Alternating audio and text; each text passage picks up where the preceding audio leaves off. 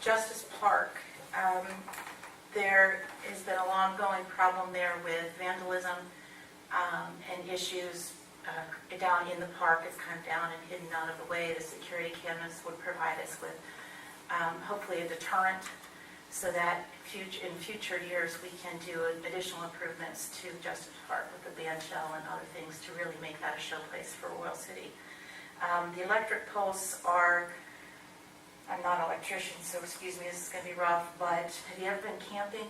You know, where you plug in your electric, those little 3-foot high things.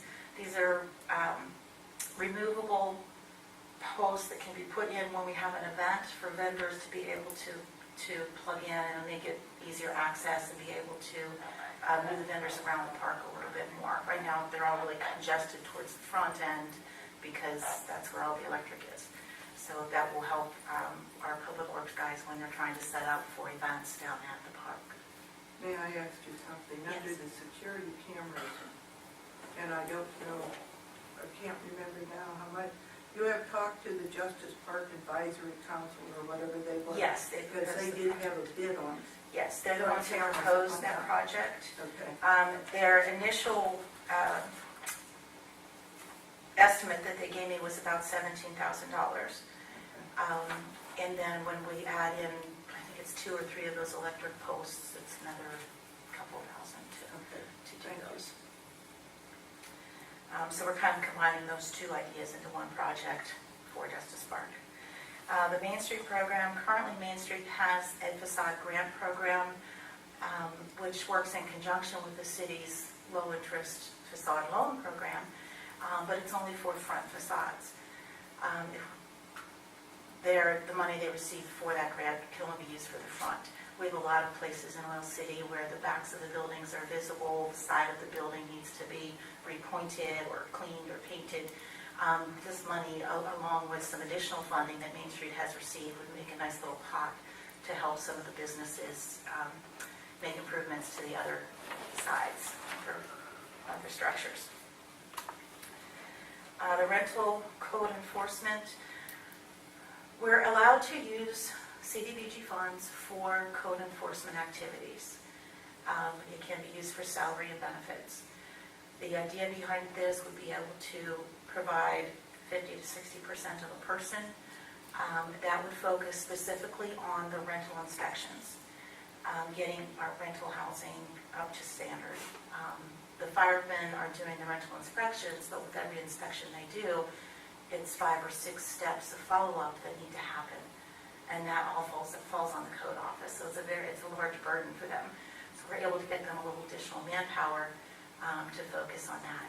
If the city is able to fund the remainder of that person for full time, his or her other hours could be used for anything within the code office that they need assistance with. Would it be just limited to the rental property inspection program then for additional code? For the cdbg part of his time would be specific to rentals. That's the only thing with cdbg is you have to target either target a neighborhood or target a specific issue. So in speaking with Mr. Strahl and with Kurt Green, that right now is their issue.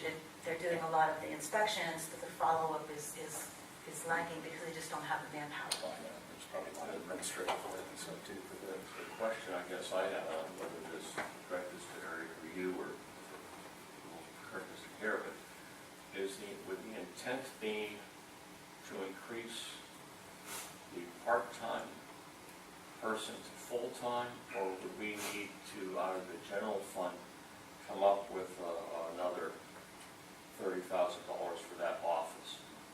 We already have a part-timer. I don't know what his hours are or how that will be a budget for that. But would this require additional general fund money to meet?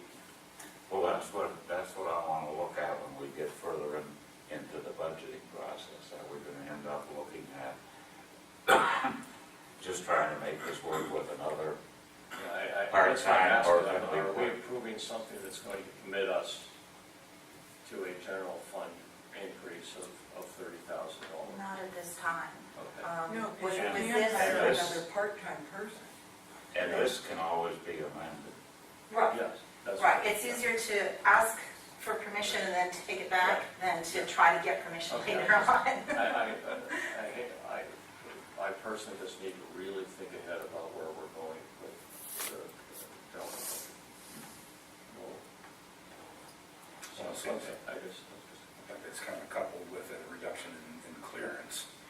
But if the rental property inspection program can slow down the rate of needing to clear properties, then And that's the hope. We want to save these buildings. We want the people in our town to be living in safe places. Some of the stories that I've heard, and petitions that I've been told about are atrocious in this day and age. People are living, so we need to do what we can to help them out. Now remember, CDBG funds are for the benefit of low to moderate income citizens. So our paving that we do is done in low to moderate income neighborhoods with this funding. The rental code enforcement, the problems we're having, the people that are living in these rental properties are low to moderate income families. So it all needs, our focus needs to be there when it comes to these funds. At the bottom of that page, you'll see our projects that will be